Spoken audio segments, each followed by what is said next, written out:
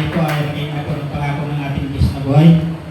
Alam naman po natin na sa ating mga buhay, ng panahon na tayo po ay wala pa sa Diyos, balot po tayo ng dilim. Like, share, subscribe. Sa lahat ng kasalanan ating nagagawa nung panahon na wala pa ang Panginoong Hesus sa ating pong mga buhay. At hindi lamang po yan. Bukod po sa kasalanan, balot din po tayo ng kadiliman ng lahat ng bagay. Amen. Nakahirapan po ng ating buhay. Amen. Ngunit ang lahat na yan ay pinawit po yan ng Diyos. Kung dumating si Jesucristo sa ating mga buhay. Amen. At ngayon po, basahin po natin ang pangako po ng Panginoon. Makipagbukas po kayo sa akin sa aklat ng Isaias. Isaias Kapitulo 9, versikulo 1 hanggang pababa po, hanggang 7. Nasabi ko dito, ngunit napawi na ang dilim sa bayang matagal nang namimighati. Amen. Noong mga nakaraang araw, inilagay niya sa kahiyan ang lupain ng Sibulon at ang lupain ng Neftali. Ngunit sa panahong darating, dadakilain niya ang lupain ito, daanan papunta sa lawa, sa ibayo ng Jordan, sa Galilea ng mga Hintil. Amen. Ito ba sinasabi ng Panginoon na sa buhay po natin yung panahon na tayo ay wala pa sa ating Panginoon Diyos, ang daming kadiliman po nangyayari po sa ating mga buhay. Iba-ibang uri ang ating mga nagawang kasalanan. Amen. Ulit ang pakapalan po natin. Nung isilang si Alam Panginoon Jesucristo at dumating po sa ating mga buhay, lahat ng uri ng kasalanan, ito po ay Kanya pong pinawit. Amen. Kung kaya tayo ngayon ay nasa kaliwanagan na. Amen. At hindi lamang po yan. Nung panahon na wala pa tayo sa Panginoon, napakarami natin mga bigat, ano-anong iba't ibang uri ng mga suliranin. Amen. Na halos kuminsan parang hindi na natin kakayanin. Amen. At ito kung minsan na naging dahilan sa mga hindi mananampalataya na sila po ay nawala ng pag-asa. Kaya ang iba po dyan ay nagkakakamatay na. Amen. Ngunit ang pangakalan po natin, amen, na tayo po ay tinawag ng Diyos dito sa Jesus My Life. Amen. Upang ang lahat na yan, dahil sa pagmamahal po ng Diyos, ang lahat po niyan na kasalanan, ang lahat ng kabigatan, ay pinawit po yan ng ating Panginoong Jesucristo nung siya isilang sa ating mga puso. Amen. Ang lahat po yan ay nawala na. Amen. Bakit po? Nagkaroon na tayo ng pag-asa na dahil po sa pagdating ng Panginoon sa ating mga buhay, alam na po natin na mayroong Diyos na tutulong sa lahat ng kahirapan na ating pong nararanasan. Amen. Kung kaya po ang sinasabi po dito po sa Galilea mga Hintil, amen, tayo po ay inabot po ng Diyos, tayo po hindi naman tayo mga tayo po yung mga Hintil, tayo po yung mga makasalanan, pero sa pagkatawa ng Diyos, sa pagmamahal ng Diyos, inabot niya po tayo. Amen. At tamo tayo ngayon, amen, ay nakakatanggap na ng habag at awan ng Diyos. Amen. Kaya kayo, kahit na dumating sa atin lahat ng mga kahirapan, ay tag-ulan, mabahay, pero hindi na po tayo, amen, nababalisa. Hindi na po tayo nag-aalala. Bakit mayroon ng Jesus na nagliwanag po sa ating kaisipan? Na sa panahon ng ganitong kahirapan, mayroon Diyos na tutulong sa iyo. Amen. Kaya po ang sabi na pangakapalan po natin, ang sabi niya, nakakita ng isang maningning na liwanag ang bayan matagal nang lumalakad sa kadiliman. Sumikat ang liwanag sa mga taong naninirahan sa lupain balot ng dilim. Amen. Sa ating po mga buhay, nang tayo po ay wala pa sa Panginoon, purihin ng Diyos, talagang grabe po ang ating mga nararanasan. Amen. Talagang balot tayo ng mga kapighatian, balot tayo ng kawalan ng pag-asa.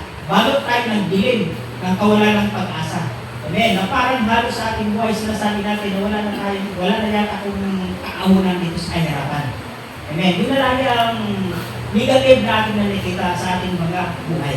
Bakit po? Wala pa pong Kristo na nagliliwanag sa buhay po natin. Pero kung dumating si Jesucristo sa buhay po natin na siya nagbigay ng liwanag sa ating mga buhay, sinasabi natin sa panahon ng ating kahirapan, hindi ako nangyari sa kanya. kahirapan. Sapagkat sinasabi ng Diyos, hindi kita iwan, hindi pababayaan. Yan po ang pinakamaganda nung nangyari po sa ating mga buhay. Dapat kapalad po natin. Amen. Nung balik tayo ng kaliliman ng kahirapan, wala na tayong pag-aya. Sabi ng iba, hindi yata po gagaling eh. Amen. Pero sa Kristiyano, yung negative na yan, na hindi ko galing sa Kristiyano, gagaling ako. Amen. Sapagkat sinasabi yan ng Isaias 58 versikulo 4 hanggang 5, sa kanyang mga latin, tayo na po ay kanyang pinagagaling. Ngayon po nung silang si Kristo sa ating mga puso, lumiwanag po ang ating kaisipan. Sa lahat ng negative na pinapakita ng Diablo sa ating mga buhay, mayroon tayong verse na pinanghahawakan. Hindi! Pinagaling na ako ng Panginoon. 2,000 years ako sa kanyang mga latay, ako ang kanyang pinagaling. Lasangan ito dyan ang ating mga hirapan ng buhay. Tinapos na yan ng Panginoon. Kaya kung tayo ngayon, may nasa kalimunagan ng Kristo Jesus, wala na pong negative na nabubuhay po sa ating mga buhay. Kundi ang nabubuhay po at nasa ating isip, tayo po ay laging tagumpay. Sa lahat ng kahirapan ng buhay. Amen. Ano man ang mayroon kang naranasan ngayon, yan po ay tinawag na yan ng Panginoon nung siya po ay sinilang na sa iyong puso, sa iyong buhay. Na siya nagbibigay ng liwanag sa iyong kaisipan. Ng panahon na alitin tayo ng kaaway, puro negative ang kanyang sinasabi sa ating mga buhay.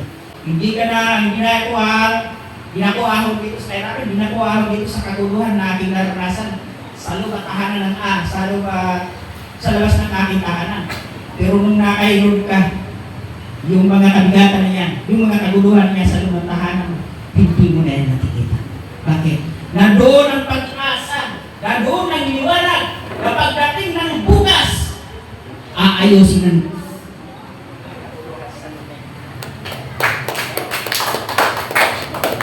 Tuloy po tayo sa pakinig na pagkakarap ng Lord. Sabi ko niya sa kasunod, pinasila mo ang kanilang pagdiriwang, dinagdagan mo ang kanilang tuwa. Nagagalak sila sa panahon ng anihan at parang mga taong nagkati-hati sa nasamsam na kayamanan. Amen. Ito na ngayon ang naramdaman ko natin na tayo po ay nasa Panginoon na. Nagkabuhay na ang ating Panginoong Jesucristo sa ating mga puso. Amen. Ang panahon. Amen. Parang walang kabuhay-buhay po ang ating mga buhay. Amen. Ito po lagi sinasabi ng ating pastor nung panahon na nung wala pa tayo sa Panginoon, ang buhay natin ay walang kabuhay-buhay. Amen. Pero nung dumating si Jesucristo sa ating mga buhay, ang buhay po natin ay buhay na buhay. Hallelujah. Amen. Kung kaya tayo ngayon, dumalaki tayo ngayon sa, kahit na ngayon na nagbumabaha Amen. Ang iba wala pong mga trabaho. Pero dahil may Jesus na nagliliwanag sa isip ko, hindi ka nagkakaroon ng negative. Ikaw ay magugutom. Wala pong nagutom ng panahon ng baha. Amen. Nagpapadala ang Diyos. Amen. Ang lahat ng iyong pangailangan. Mayroong sardinas, mayroong lakitin, mayroong bigas, mayroong turbid, mayroong kape. Kompleto. Bakit? Si Jesus ay nasa iyo. Hallelujah. Amen. Yan po ang ating tatagapin. Amen. Kaya tayo ay nasa Panginoon na. Amen. Ang panahon na yan ay hindi ka nalulungkot. Amen. Bagos natutuwa ka. Tuwa ka pa. Kahit bumabagi, tuwa ka pa. Bakit? Nasa puso mong liwanag. Amen. Nadarating ngayong araw, ulan pa lang yan, baka lang yan. Pero alam mo, sa kinabukasan, tuyo na ang daraan mo. Hallelujah. Amen. Yan po ang ating naranasin. Yung mga tao nasa Panginoon na. Kaya parang tungtuwa pa tayo. Para tayong laging may kayamanan. Bakit? Yung kumalungkutan po sa ating mga puso, hindi na po yan natin nararamdaman. Lagi tayong natutuwa. Amen. Bakit po? Mayroon na tayong higit sa kayamanan ng bulo na nasa atin. Si Jesus na nagbibigay ng lahat ng buhay ng bagay sa ating pong mga buhay. Amen. Ang Panginoon po ang ating tunay na kayamanan. Amen. Kung kaya dito sa mundo, amen, hindi na po tayo ganong natutuwa. Amen. Bakit ang nasa puso po natin, amen, ay Jesus na tunay na kayamanan na magdadala po sa atin sa kalangitan. Amen. Yan po ang pinamaganda. At sabi ko dito, sapagkat pinari mo ang pamatok ng kahirapan at mga bigatin sa kanilang balikat ay tinasan.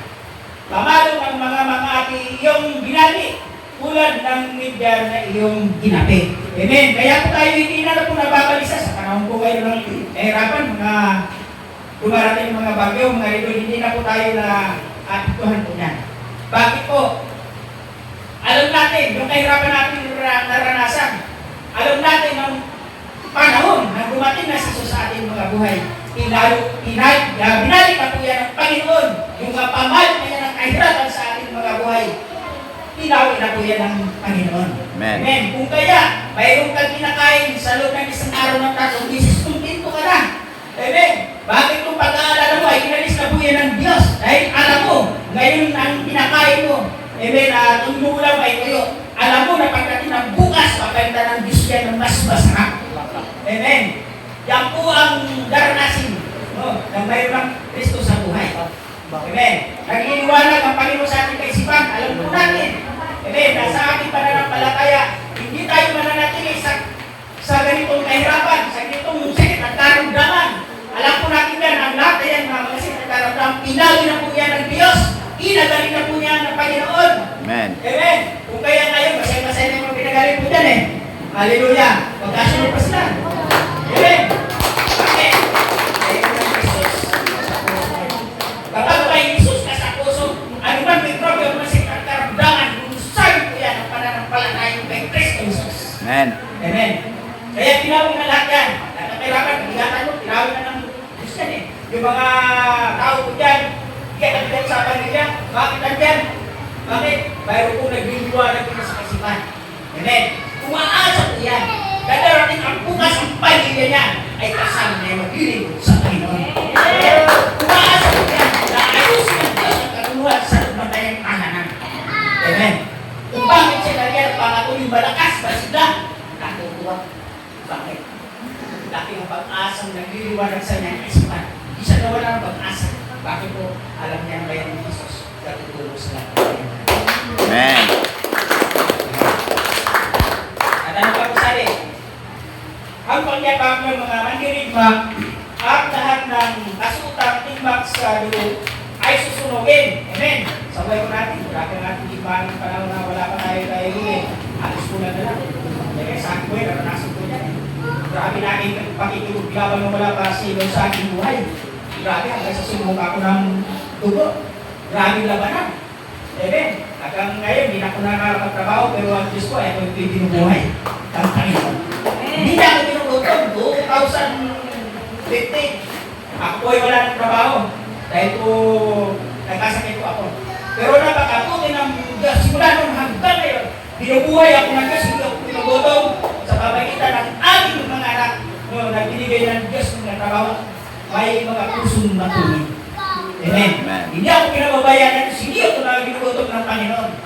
Amen. Katulad ng kapon, sabi ko, saan kayo ni ka?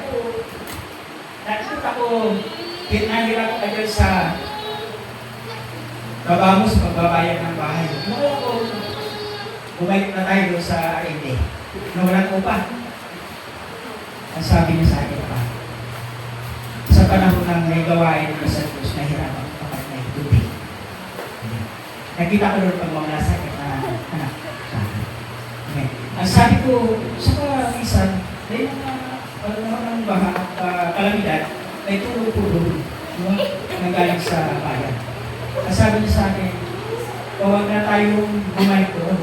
Dahil nahihirapan ka, maging isang din nahihirapan ka sa panahon ng baha. Ang sabi niya sa akin, bibilihan na lang kita.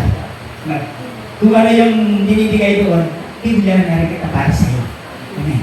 Ganun po kabuti ang Diyos. Amen. Binigyan niya ako ng mga anak na nagmamalasakit.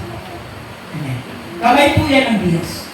Dahil sa pagsunod ko sa Panginoon, ang Diyos po ay nakaalala. Amen. Amen. Lagi niyang hindi ko mga anak na doon, natutulungan ako. Minsan nabibigay, kaya magkabuti ko ng Panginoon. Amen. Kaya hindi na ako nag-aalala. Amen. Tuloy ako naglilingkod sa Diyos, mabuhay, mamatay. Kahit wala akong kinakaya. Dahil alam ko ang Diyos gutom. Kaya ngayon, hindi ako nagugutom. Busog. Hallelujah. At ito ang sinasabi sa Kapitulo 6, wala ng oras. Sapagkat isinilang ang isang sanggol na lalaki para sa atin, ibibigay sa kanya ang pamamahala. Amen. Kung kaya ikaw ngayon may Kristo sa buhay at si Kristo ang pamamahala sa iyo, huwag ka nang mag-alala. Dahil saan ka man naroon, irang-ina ka ng Diyos kung anong kawalang meron ka. Dahil dahil tutulong ka ng Panginoon. Kapag siya ang pamamahala sa iyo, wala kang dapat alalahanin. Dahil lahat ng bagay na kailangan mo, tutugunin ng Diyos yan, ibibigay niya ng Diyos yan. Amen. Kaya sabi niya, pamamahala at siya ay tatawagin ka ng tagapayo. Kaya kung si Yesu Cristo ay sinilang sa ating mga puso, mayroon ng payo kung siya lagi din sinasabi sa atin sa pamamagitan ng kanyang mga salita, huwag kang mabalisa. No, sa lahat ng bagay, kundi hingin mo sa Diyos, pamamagitan ng panalangin, may pananampalataya. Sabi sa Pilipos 4:6. Amen. Yan ang mangyayari sa ating mga buhay. Amen. Dahil mayroon tayong Isos na tagapayo. Ang sabi niya, sa iyong kabigalan naranasan, tinasan ng Panginoon yan. Amen. At dapat na lang po natin pagkatiwala sa Diyos sa pinag-aklat ng Pedro, Kapitulo 5, Versikulo 7, pagkatiwala ninyo sa Kanya yung mga lalay sapagkat siya nagmamalasakit sa inyo. Amen. Yan ang mga balik na kawagan po natin. May Kristo tayo sa ating mga buhay at ang oras na yung malakang halos unti na lang. Amen. Yan po ang ating pong gagawin. Kapag tayo po ay mayroon ng Diyos sa buhay, huwag ka naman talala sa lahat ng bagay. Dahil sa panahon ng iyong sakit at karamdaman, mayroong Diyos na tutulong sa iyo ay pagagalingin. Sa panahon ng iyong kaguluhan sa tahanan, mayroong Diyos na mag-aayos po niyan. Sa panahon ng kabigatan, ayong naranasan, alalahanin mo na pinasanan niya ng Panginoon 2,000 years ago. Amen. Kung kaya tayo din na nandito kay Kristo Jesus, malakas po tayo malusog. Bakit po? Mayroon pa tayong Diyos na sinasampalataya na sa panahon ng lahat ng kailangan, kabigatan, sakit at karamdaman, kabiguan ng ating mga buhay, mayroong Diyos na tutulong po sa atin. At wala pong iba, kundi sa Kristo Jesus natin Panginoon. Ibigay ko na po ang mic, wala na pong oras. Sa sunod punta tayo. Palapang natin ang buhay natin sa buhay ni Sister Arlene. Gusto mga para po sa Christ.